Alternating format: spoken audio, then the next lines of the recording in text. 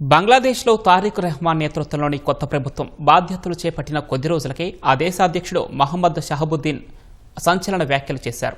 తాత్కాలిక ప్రభుత్వ మాజీ ప్రధాన సలహాదారు, నోబెల్ గ్రహీత మహమ్మద్ యూనస్ తనను రాజ్యాంగ విరుద్ధంగా పదవి నుంచి తప్పించేందుకు కుట్ర చేశారని ఆయన తీవ్ర ఆరోపణలు చేశారు.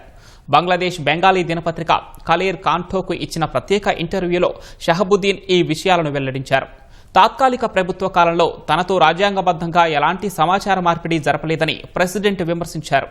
యూనస్ సుమారు 14 నుంచి 15 సార్లు విదేశీ పర్యటనలు చేసినప్పటికీ ఒక్కసారి కూడా తనకు కనీస సమాచారం ఇవ్వలేదన్నారు.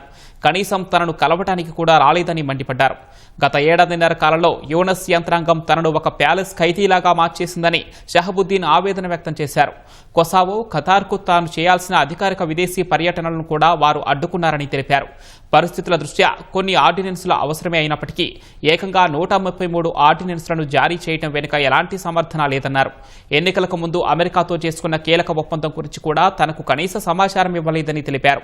ప్రభుత్వ పెద్దలు అధ్యక్షుడికి సమాచారం ఇవ్వడం రాజ్యాంగ బాధ్యత అని ఆయన స్పష్టం చేశారు.